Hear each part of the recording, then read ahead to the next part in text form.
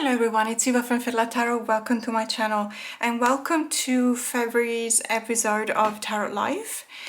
So Tarot Life is basically a monthly wrap-up. I used to call them just monthly wrap-ups, but I decided that there's so many things that happen during a month and it's practically impossible, being honest, to just mention everything. So this is just related to my tarot practice.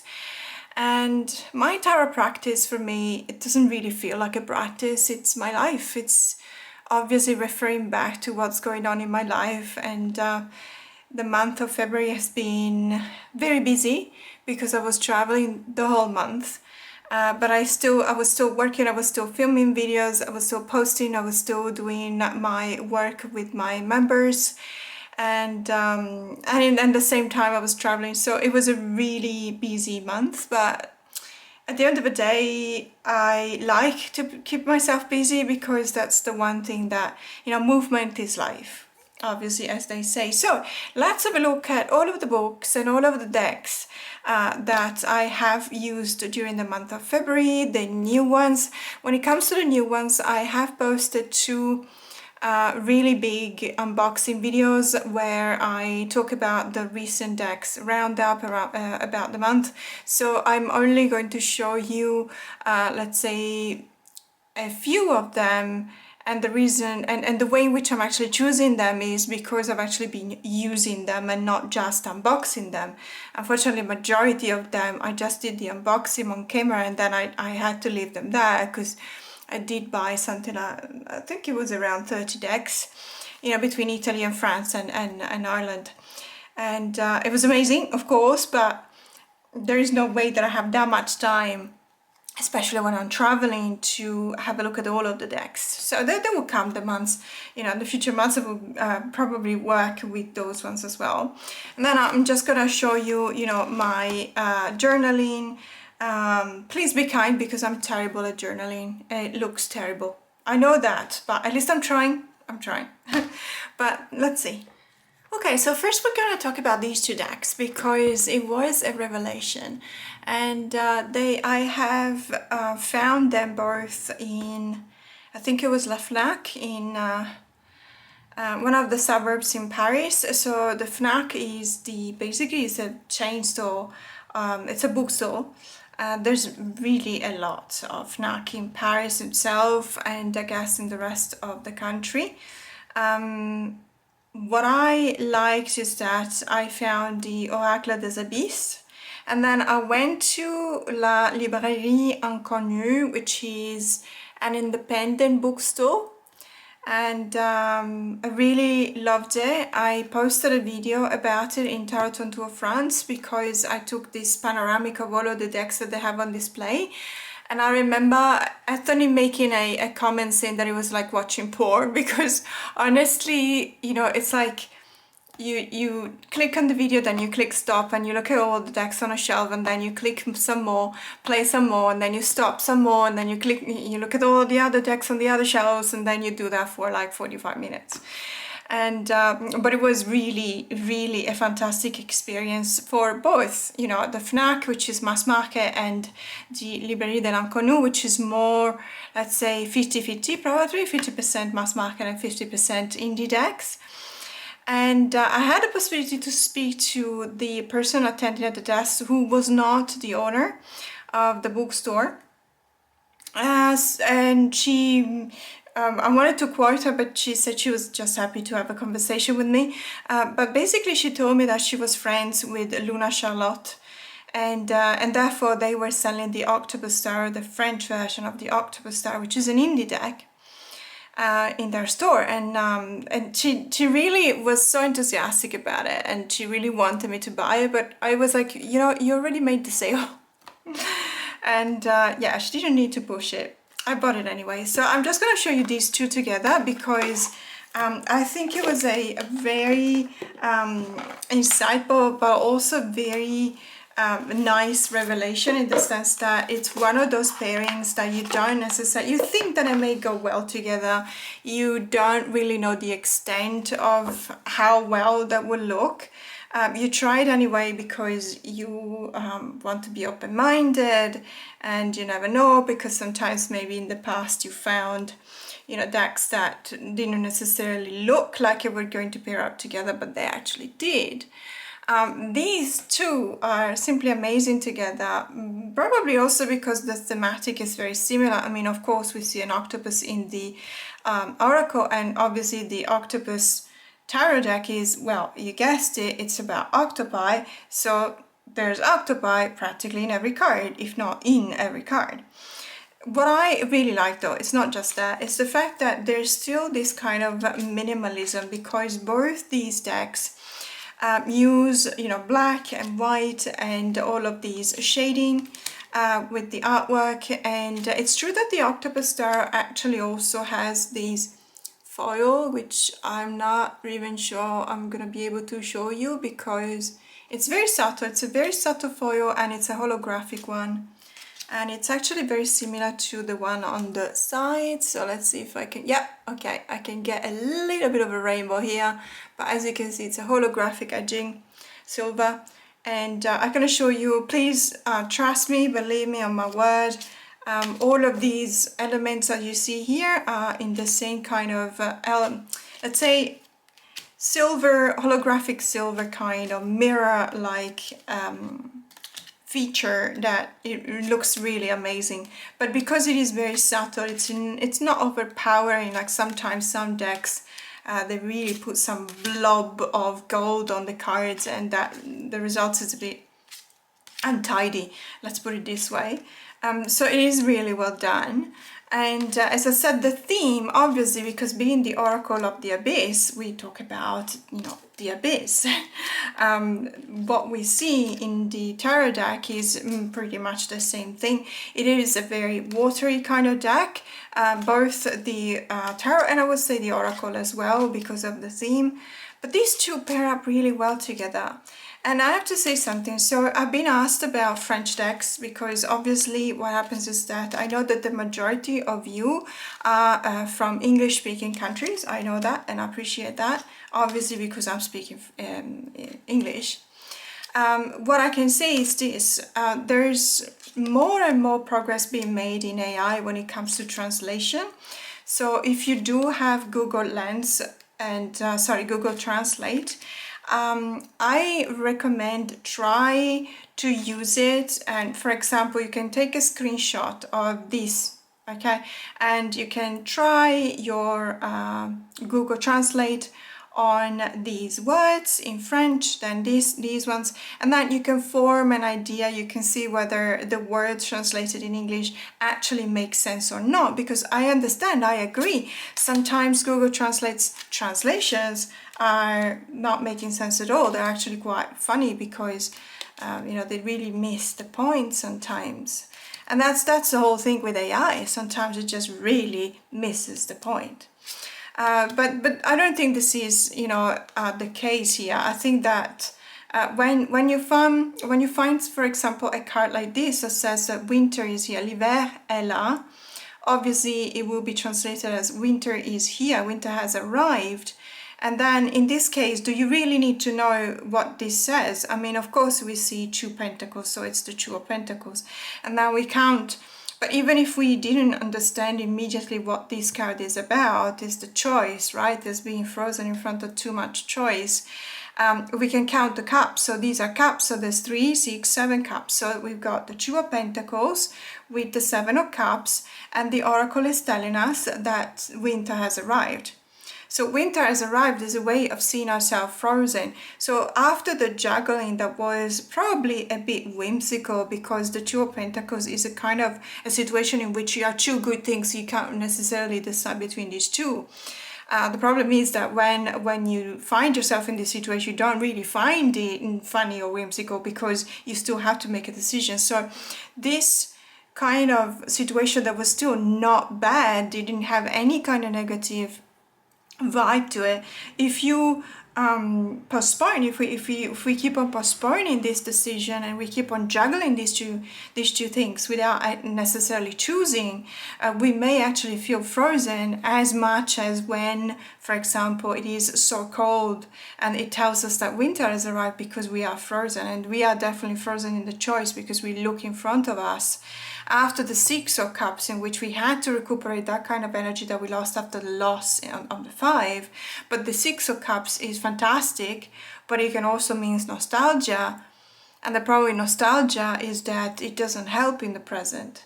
It doesn't help.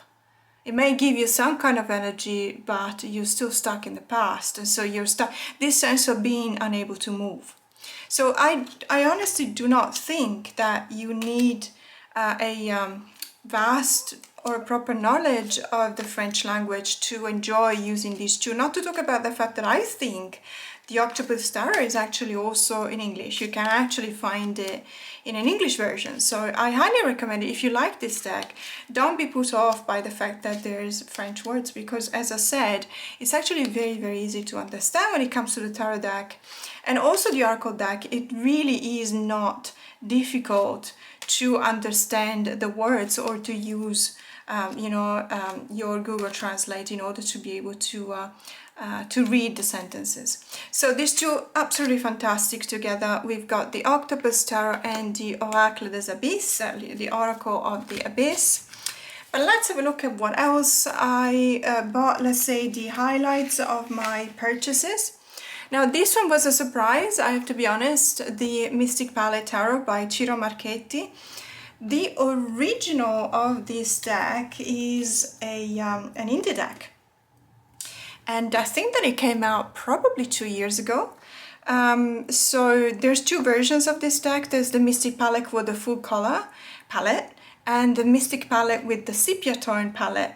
I would prefer the muted tone, the sepia tone, but this one was available basically immediately in Italy, and so that's the one that I bought. And I know that starting from April or around April, and it says 8th of April, but to be honest with you, the release date on Amazon doesn't always correspond to the actual release date, so I wouldn't trust it 100%. In any case, for each and every one of these decks, when they're available, I will put the link to their website in the description box below, so that if you want to check them out or if you want to purchase them, you can do so. So the Mystic Palette Tarot, this one has been released mass market by Urania, and which is a German publisher. So obviously this deck is actually in German, but the original is in English, even though Ciro is actually Italian. So when it comes to German, I know Dutch. I lived in the Netherlands for 9 years, so I speak Dutch. Dutch is a German dialect. Now, please understand, I do not mean anything by it, because it has become a language. Dutch was originally a German dialect, but it has become a language. What I mean to say is that because I speak Dutch, I actually can read German with a good understanding. I cannot speak German. I can understand if someone speaks very slowly. Obviously, all of the words that have at least, let's say, a common root with the Dutch language. I just have to say that this book, I have never seen the original in the edition of the book. This is amazing. I love it. It's fantastic. It's not just, there's, let's put it this way, it's a surprise at every page, because it's got full pages, it's got smaller thumbnails, thumbprints, sorry, on black and white, but then it's got full pages with full color. So I really love this. I enjoy it very, very much. I still do need to look up a couple of words here and there, of course, because I'm not proficient in German, but I can understand it on a basic level. And I can still enjoy the book, the guidebook. So I really think that, if you want this deck, you cannot afford the, I think it's about 78 to 80 US dollars, the indie edition, plus shipping. And if you're like me and you live in Australia or Europe or South America or South Africa, the shipping costs are terrible from the US.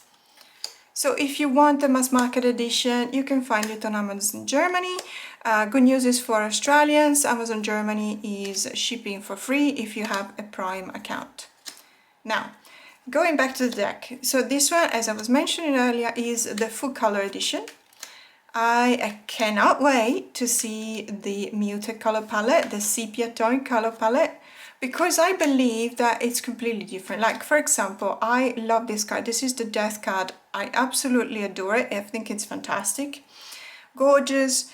When you look at the card, in this case, you know, in full color, and let me just zoom in because I think that, you know, we can actually have a proper look if I zoom in. And there you go. Then I have to remember to zoom out. But in any case, so when we look at this card, the first thing that comes to mind is life to me. Why? Because there's so many really vivid colors, you know, and so much so that they're actually almost creating some kind of a contrast. There is a little bit of shading, but not too much. It doesn't feel like there's a lot of depth.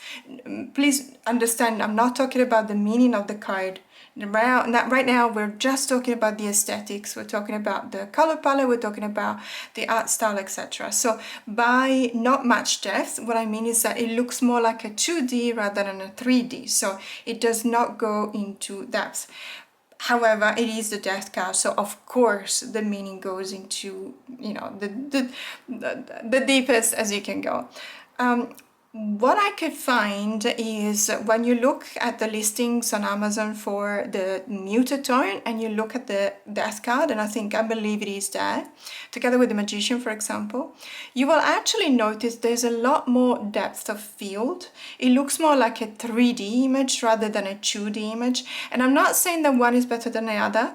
Of course, it's subjective, it's personal. If you like full colors, then this is the deck for you. If you prefer muted color palette, then the other one is the deck for you.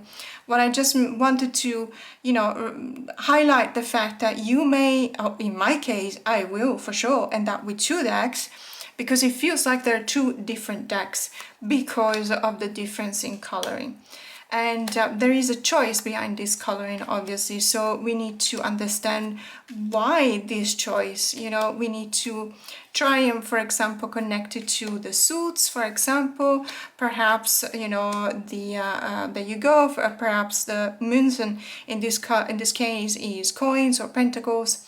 And it's obviously the suit of the earth, and the color is green. So there is an abundance of green in the suit of coins because it refers to the chemical element of earth.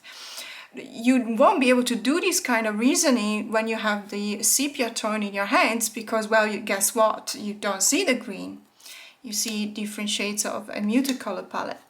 So, of course, there's different levels of access. There's different levels of knowledge and intuition that you can apply to both decks.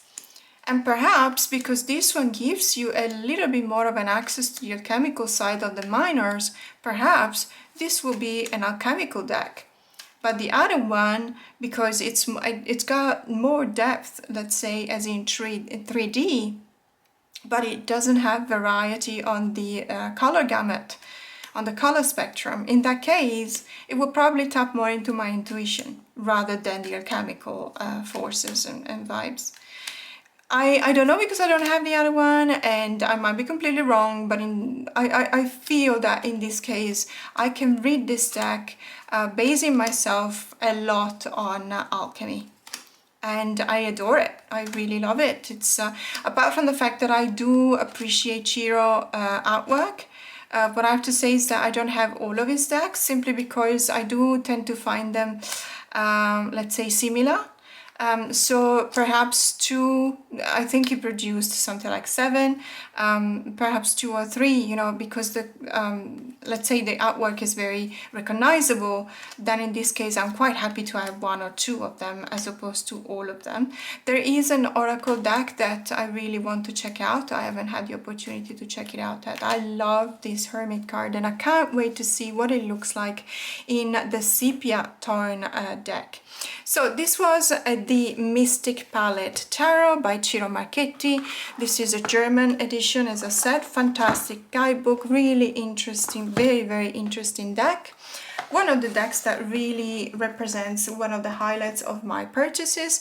Another one which I'm sure you all know, because this has been available in the US for a while. It has not been available in Australia. It's still not available in Australia, even though I believe that, at least at the time of filming, I don't know whether it's going to be released on the 1st of March. That's again the date on Amazon.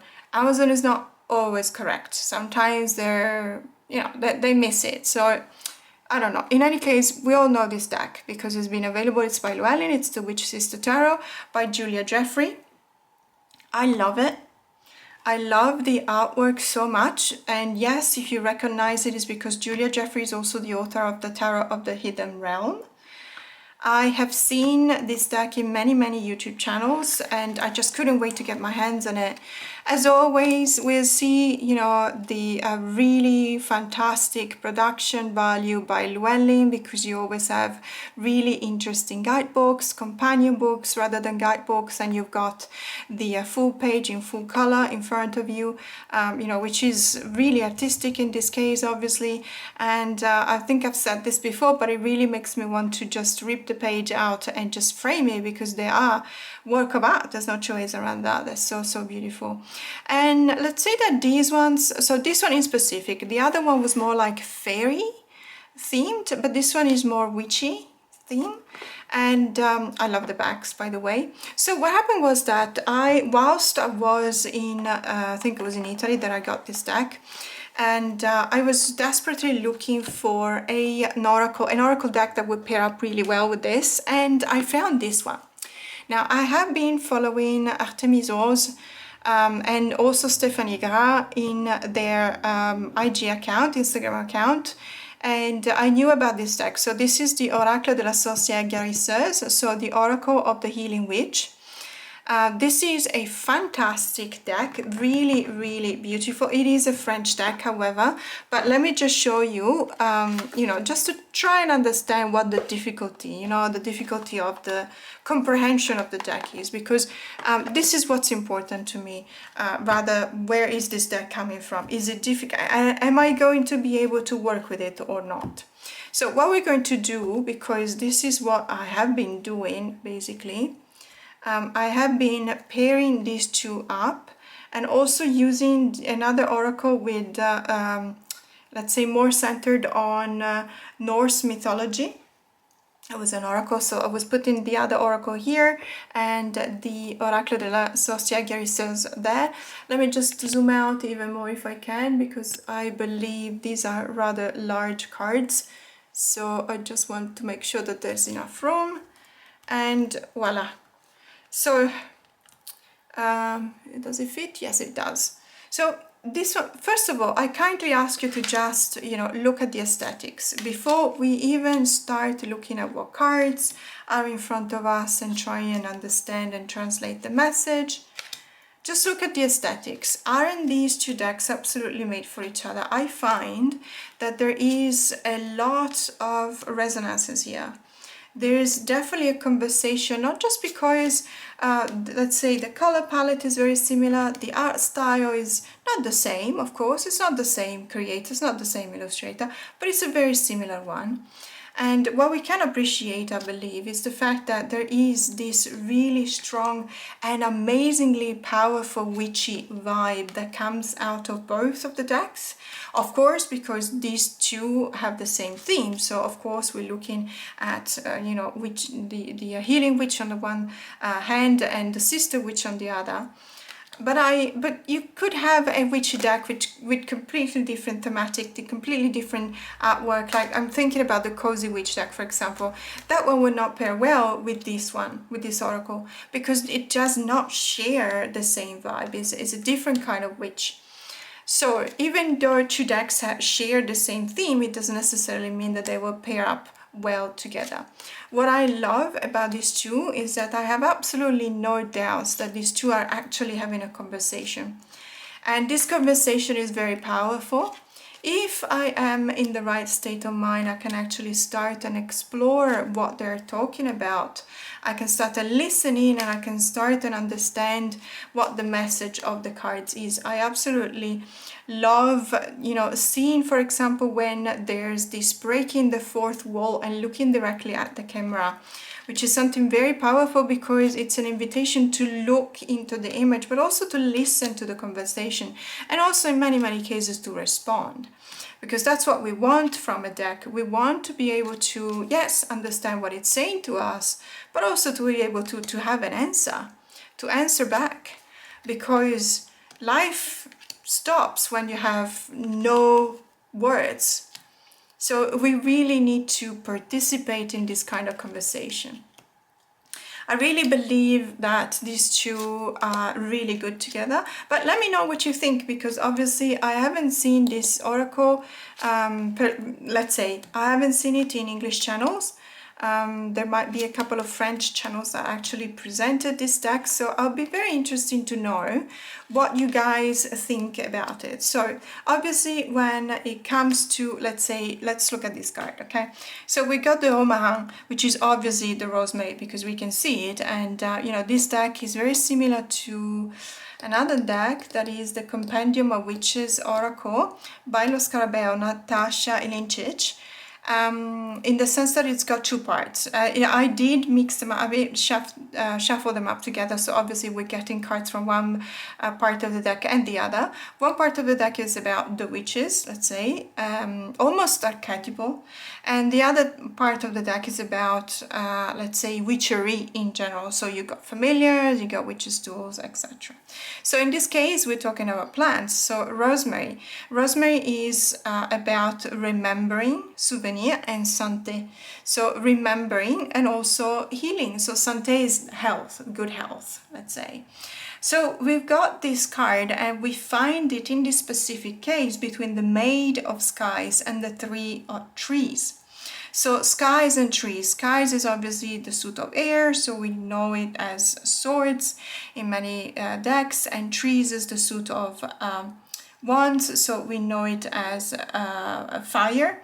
And in this case, we can really tell how the everlasting thirst for knowledge of the maid or the page of air is acting as some kind of powerful guiding force in this case. So it's really leading your understanding of this message. There is a questioning, a constant questioning here.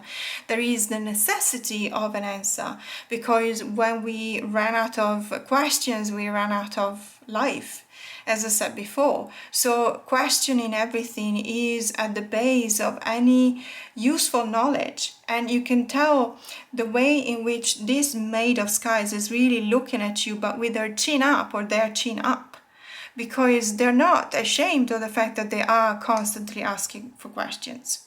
So in this case, we connect this with the healing, with the good health that we find thanks to the rosemary, because there is this sense of well-being that comes out of a constant thirst for knowledge, a constant questioning, a constant asking for why. And this is bringing us to the acknowledgement that we need to expand our horizon. I really, really like the way these work together. We could stay here for hours, obviously, but otherwise this video will be too long, and no one wants to stay here for hours. But I really do appreciate these two decks together. So this is the Sister Witch Tarot, and this is the Oracle of the Healing Witch. So when it comes to another highlight of the decks that I've received or bought in February, I really want to talk about this deck. So let me just zoom in a little bit again. So this is another French deck, and it has been sent to me by the creator, Iris Elinac. So this deck is actually called the Oracle Magicus, so let's say the Magician Oracle. And it is absolutely fantastic. I really, really appreciate how deep, informative, varied, and interesting and fascinating this deck is. So there's just, it's been printed only in 100 decks. This is number 69. So this deck is incredibly fascinating for me because, well, for a couple of reasons, but mostly because of the guidebook and because of the choice of the characters that we can actually see in the cards themselves. So it's a photographic deck, as you can see. There is a bit of a photographic collage. What I really appreciate about it, and actually because it's got this feature of black and white with splashes of colors, I can actually pair it up really well with some of my favorite tarot deck, for example, the Rosebud Tarot, but also the Nightweight Tarot, which is a recent acquisition. But also I'm thinking, if you have the Metamuses Tarot, that would pair up really well. If you have but any of the Danielle Noel decks, because they do have that kind of cosmic vibes, let's say. I also tried that with the Lost Tarot. I tried it with the Tarot of the Drowning World. And it's just really amazing. So what I really like is that we have this kind of atmosphere, we have this kind of vibes, and obviously we're talking about something very specific. So it is called the Oracle Magicus. Magicus is a French word for magician, let's say. So as we can understand, all of the characters that are in the cards refer one way or another to some kind of metaphysical, let's say, level and knowledge or practice. So if we look at, for example, Dakini, well, Dakini is part of the Hindu religion. So we look at the number 8, and it's here. So in this case, I do say that you probably need Google Translate to see whether the translation that is proposed by Google Translate actually works for you or not. But you know what, I'm actually, because I'm not filming with my phone, let me just try and use it on camera. Let's see how it looks. Okay, so this is my iPhone. I've got an iPhone, but I know for a fact that Google Translate works with the Android phones as well. And I just don't know how, because I never had an Android phone. So in this case, Dakini, but because this one is divided, the text is divided in 2 pages, it might actually not be the easiest thing to do. So I would rather go on, for example, Aleister Crowley. So we just put, I don't know if you can, let me just push it up. Let's see if you can you see? I think you can. So there's a couple of yellow brackets around the text. So when you see the yellow brackets highlighting the text you actually want to translate, you tap this icon, which is some lines with brackets around it on the bottom right. You do like this, and as you can probably see by now, it's showing you almost a scannerized page of the text. And in this case, it's scannerized, so it's still in French. However, there is this button here that says translate, as you can tell. And if you tap on that, voila, and this is the translation. So let's see, because I've never done that before, and perhaps it's completely, whimsical and it makes no sense at all, but I bet you'll be able to tell. So Aleister Crowley tells you, do what you want, be free, nothing should lock you up. You are beings of divine essence, so run naked, dance, make love, never mind, live. I mean, so far, I would think that it's translated perfectly. I mean, I'm not an English speaker, a native English speaker, nor am I a French native speaker, but I understand what it says. It gives us here a message of liberation to drop his a priori and his own judgments. To drop his a priori is a Latin expression, and I bet, donner sia message se tombesse a priori. So you can use it in French as well, and it's almost as if you were a bias. So, or let's say something that has already been given for granted. So drop what has been taught to you and you take it for granted and your own judgments. No longer be cluttered by don't be cluttered any longer by your fears, the eyes of others, or limiting beliefs to go towards life in its most authentic, wildest aspects too. I mean, of course you can tell that it's a AI translation, but honestly, I think it's very understandable. We thus discover new horizons, a new way of being by making room, perhaps, for the unexpected, love and vitality to feel fully alive. I love the translation. Of course, is it perfect? No, of course not. But is it understandable to a great extent? Yes, definitely.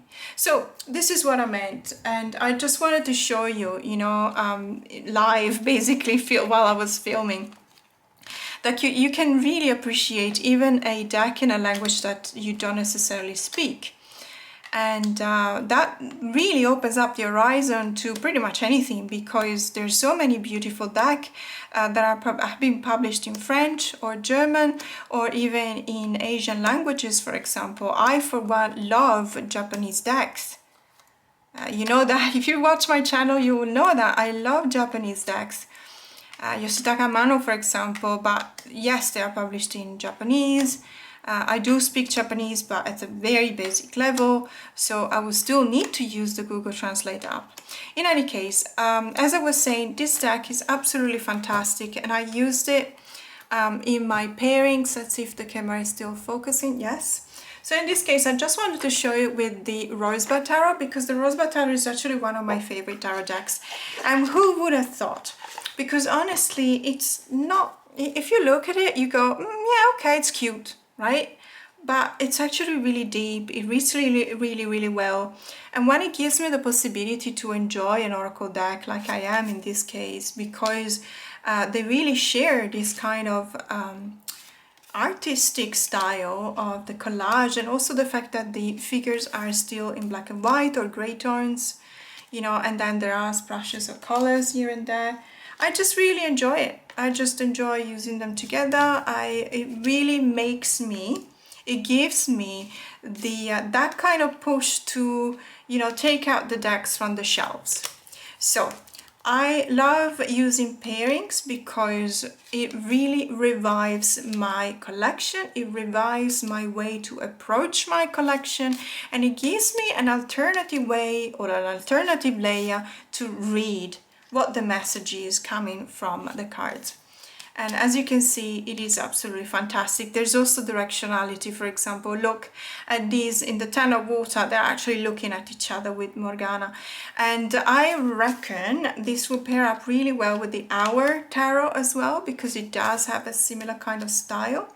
And possibly also with the, what's it called? The Lioness Oracle Tarot, I think it's called. In any case, there's so many, because let's face it, there's a lot of decks with really beautiful collages. I'm thinking also the Ritual Tarot by Tira May. I am waiting to get my hands on the marked edition. It's just personal. I prefer the marked edition, so I don't have to, make too much of an effort to understand what card it is. But it's not like that. You can definitely understand the cards in it, even without the titles, let's say. But anyway, so these are two decks that really are the highlight of the month of February. So in specific, the Oracle Magicus by Iris Elinak. And now let's talk about books, because this is actually related to what we're doing with my Sunlight and Starlight members. So let's say on suggestion from one of my members, we started doing a deck study, and we started with the Yokai Yochi Tarot, which is this one here. This deck unfortunately is out of print, so what we've done together with my members, we actually looked at alternatives, and I have to say I'm really happy to report that the how should we call them, the supernatural beings, so the yokai is the Japanese word for supernatural beings, in the Tarocchi Yokai, which is, this is the Italian version by Mariana Zanetta and Matthew Maya, but there's also a French edition. I've seen a lot of you with the French edition, and I have to say, of course, go for it. In my case, being Italian, I did prefer the Italian one. It is available, both of them, on Amazon US, so if you have Amazon Prime, you don't even pay for shipping. If you don't, but you still find them there. It is absolutely amazing the way in which the yokais that are present in this deck are very faithful, let's say, to the origin. And now, after I've been studying yokais really intensely for 3 months, I can actually say that I kind of know this kind of stuff. Sorry, I'm zooming in, but I was meant to zoom out. Sometimes it just doesn't work. And the reason why I'm saying this is because I've actually bought a couple of books and been studying them. So one is Italian by it's the famous one, Lafcadio Hearn. So Lafcadio Hearn was the most eminent expert on yokai, and I think to this day.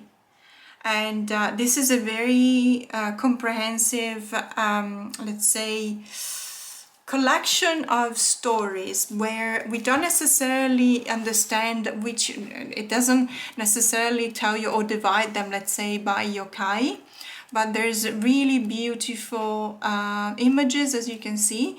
And these images are also accompanied by the stories that have been actually collected by Lafcadio Hearn. So it is an amazing job that is done. It's just absolutely fantastic. Many of them are even unfinished. And the reason why I'm mentioning this is because one of the things that we're doing with my members is called the Hyaku Monogatari Kaidankai desu. And it's basically a festival, the festival of the night of the 100 candles with the 100 ghost stories. So it works this way.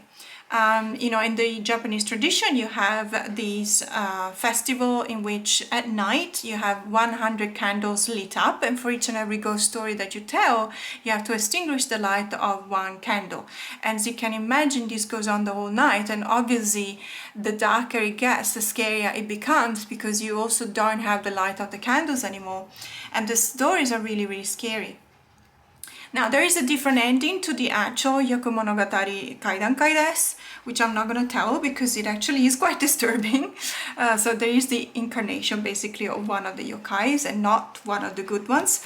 But what we're focusing on with my members, we're actually focusing on, you know, reading these stories, looking, for example, there's so many resources that I'm sharing with them because there's a lot of, there's a yokai watch, for example, there's a, even on Netflix, not all of the countries, but I think on Netflix US, there is an actual yokai story TV show. So it's absolutely fantastic. And we're looking at the decks. So we're looking at all of these decks, not just the Yokai Yoshi, because not everyone has got it. Unfortunately, it is out of print and it sells for very expensive kind of prices. We're looking at this one. All the other ones are mass market, so they're quite readily available and not too expensive. Then I'm comparing them to all of the books that I've got with the actual name of the yokais and you know, the images and where do they come from, etc. And so I'm doing these videos and we're sharing all of the yokais present in these decks. So we're talking about yokai, specific yokais one at a time. We're talking about the stories where they are distributed. For example, some yokais come from China because Chinese let's say traditions have been imported into Japan and they've been assimilated and integrated into the local culture. So in many cases you actually have a, for example, if you know the rabbit on the moon, let's see if I find it quickly, otherwise I'm gonna stay here the whole time trying to find it. Okay, so here it is. The rabbit on the moon. So this is a giant rabbit and it's related to the moon, and the origin of this yokai is actually Chinese because the very first astronomers in China were looking at the moon and they thought they could distinguish the shape of a rabbit on the moon. You know, the moon has got dark areas, etc. So that looked like a rabbit, and that tradition has been imported and assimilated into Japan. So we're looking at, you know, this specific yokai, if we can find it in other decks as well, which, you know, other people have, for example, we look at them as well. We look at them in the books, for example, but I've also found recently the Floating World Tarot, which is related to the tradition of the manga, but also tied up with Japanese spiritualism and also supernatural themes. So this is another really beautiful deck. Sorry, I'm running out of space, so I'm just gonna try and show it to you very quickly. Because this is a very recent acquisition in my collection that I actually didn't really talk about in my channel, and it's a beautiful deck, and again, it's mass market, just came out, or maybe last month, and so we can definitely find traces of yokais or in any case, you know, that spiritualism and supernatural elements of the Japanese culture in these decks as well. And it's really beautiful. The only thing that I have to say, the cardstock feels like it can be very easily ruined. It's not because it's thin, it's not thin, it's just very, very papery, and it doesn't feel like when you shuffle. Let me put it this way, be very careful if you get this deck when you shuffle, if you shuffle overhand, because it feels like the edges of the card can actually fray if you let's say do something like this. And but that's the only thing that I have to say. Other than that, I absolutely love the artwork, I love the art style, I love the colors, and the book is very nice as well. This one is in English, so it makes it easier, let's put it this way. And then another deck, this one is also in French, L'Oracle du Soleil Levant, the Oracle of the Rising Sun, which is obviously based on Japan as well. I have done an unboxing about this one, but to be honest with you, I haven't had the time to look, you know, deeply into this one yet. But what I wanted to show you, because we talked about my membership, so this is what basically we're doing. We're going down the rabbit hole, that's how I call it. And we're definitely looking into the yokai present in these decks, and that we're looking at how to relate that to the meaning of the cards. But we're also doing our own Hyaku Monogatari Kaidan Kaides, because we're coming out with stories, you know, either finishing the stories that have been unfinished, or coming out with our own horror stories, or even the artists in the membership are going to try and you know, and reproduce some of the yokais. What I've done, because I want to lead by example and I want to show that I have absolutely no shame whatsoever, I'm just going to show you my, and this is the energies of the week, which we're also doing with my members. So I'm going to show you what I've done from an artistic point of view about this going down the rabbit hole when it comes to the Japan supernatural, and it's absolutely terrible.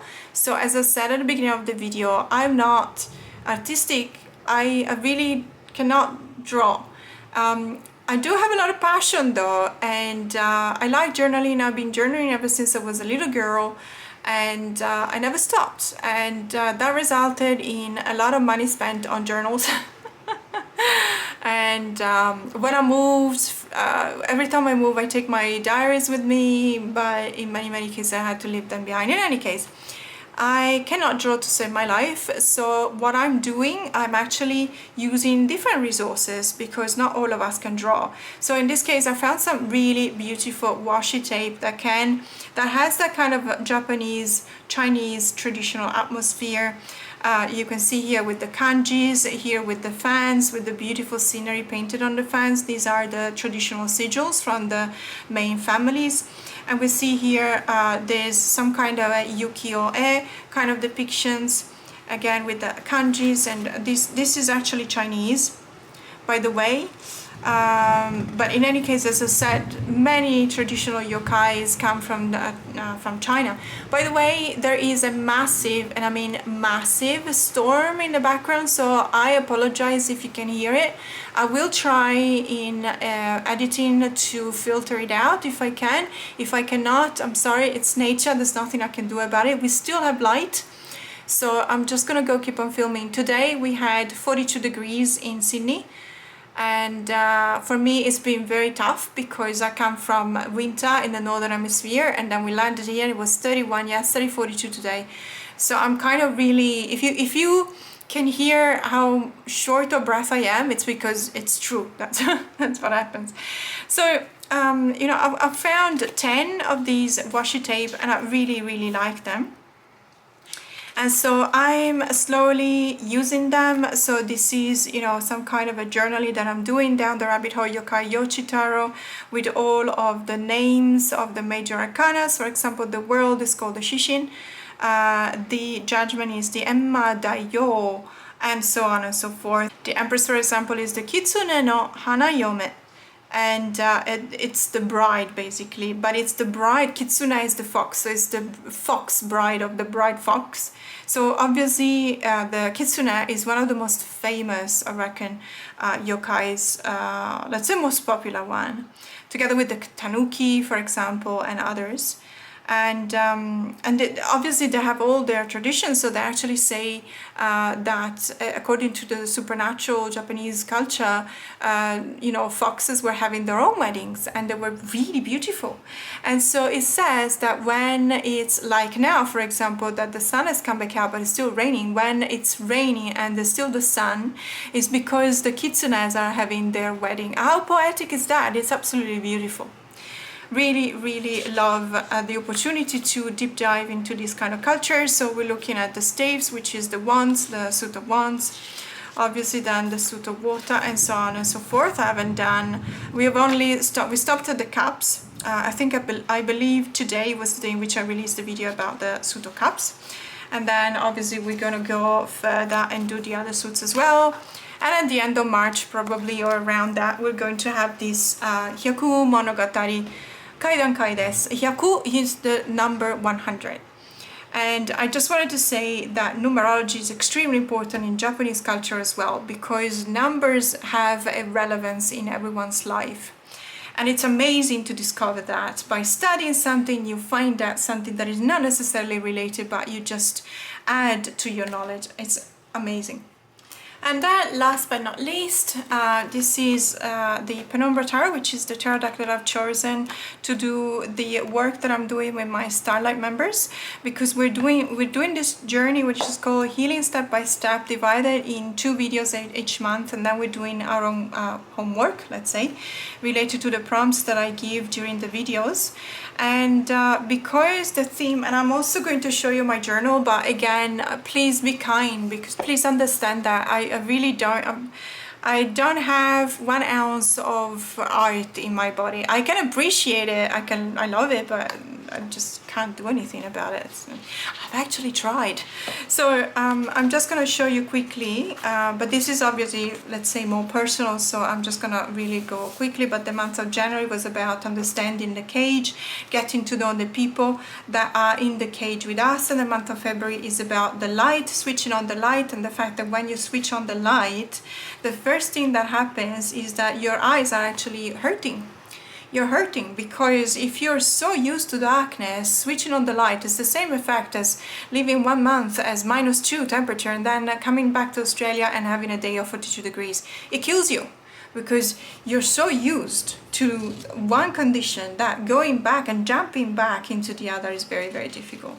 So when we actually switch on the light, our eyes actually hurt, and that's what we're looking into for the month of February. So we look at things from a different perspective, and we need to create our own light, and our own light, and that's the reason why I've been using the Penumbra Tarot, is not a sharp light, not yet, necessarily not.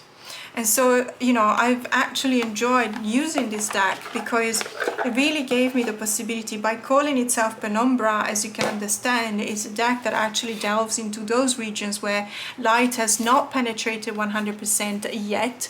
And as such, it doesn't hurt your eyes, apart from the fact that this figure, second card, and it's obviously the one figure that is blindfolded in the deck of cards.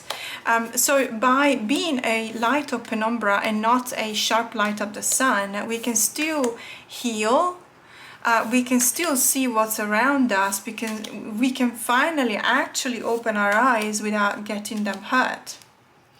And so it's incredibly beautiful. I really appreciated being able to use this deck, because it feels like it's one of those decks that really prepares yourself for the next step.